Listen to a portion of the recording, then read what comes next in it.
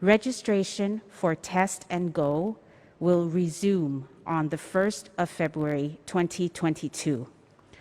That means travelers from all countries and areas, not just the 63 previously designated, but all countries and areas, will be eligible to apply for this scheme.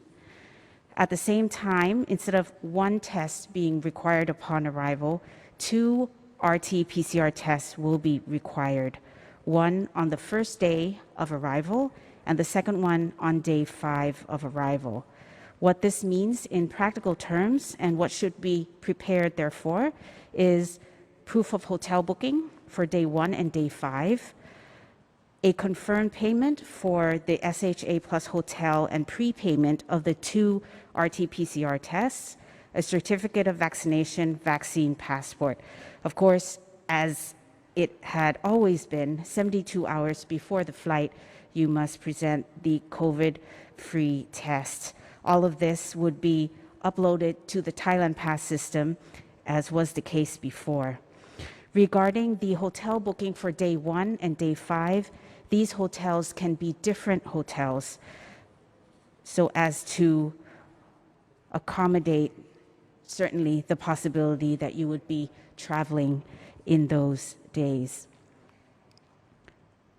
The other update I have for you is that from the 1st of February, the sandbox areas will be expanded to include Koh Chang in Trat province and in Chonburi province, Bang Lamung, Pattaya, Sriracha, Koh Chang, Sattahip. Travelers who wish to visit these areas through the sandbox scheme will be able to register in the Thailand Pass system. These travelers will also be able to travel to the original sandbox areas, including Phuket, Krabi, Phang, Surat Thani, in particular Koh Samui, Koh Phangan, and Koh Tao. The meeting just now also discussed and agreed in principle that the Ministry of Public Health, together with the Ministry of Foreign Affairs, will work on plans to further donate vaccines to neighboring countries and countries in Africa via the program that is called African Vaccine Association Trust, or AVAT, or through the support of the WHO.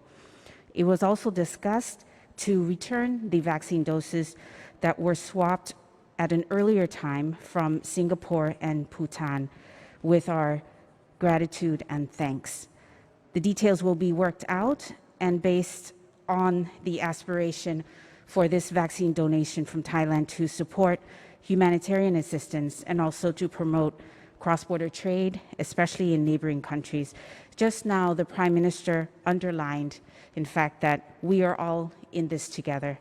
And now that Thailand is in a position to do so, we will do our part in donating vaccines to ensure that we join the fight in the global fight against COVID.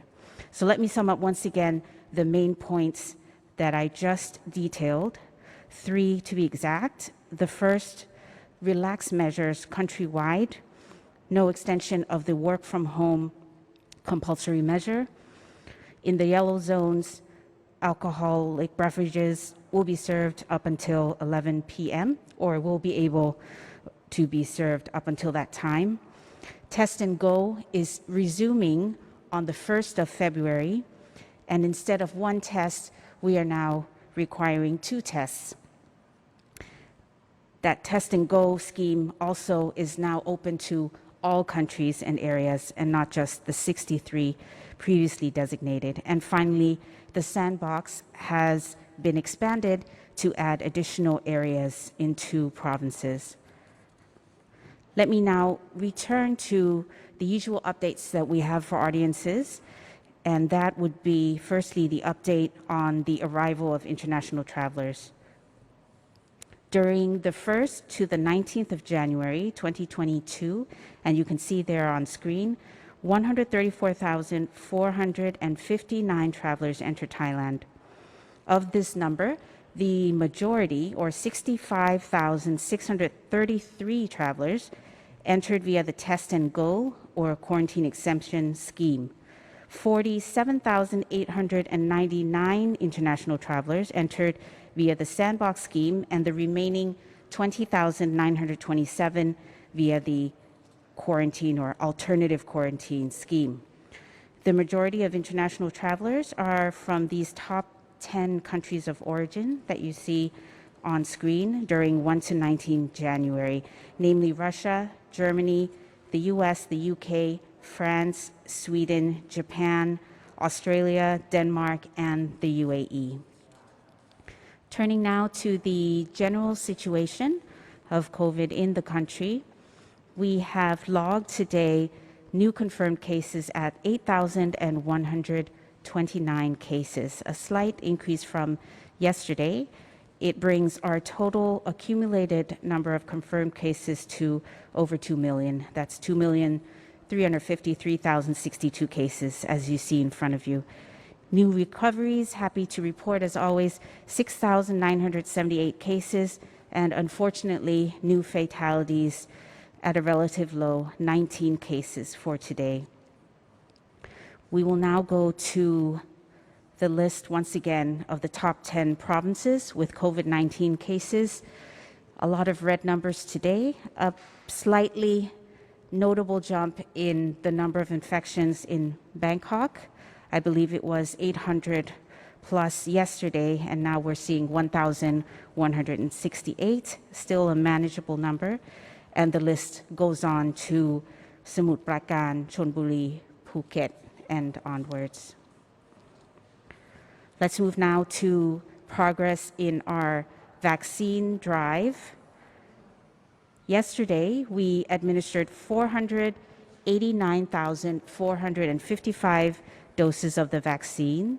That's almost 500,000, bringing the total accumulated number of vaccinations to over 110 million doses. This registers us as 72.1% of the total population that has received the first dose of the vaccine, while the percentage of the total population receiving their second dose stands at 66.4%.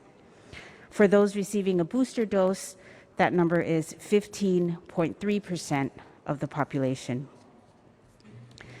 That is all I have for today.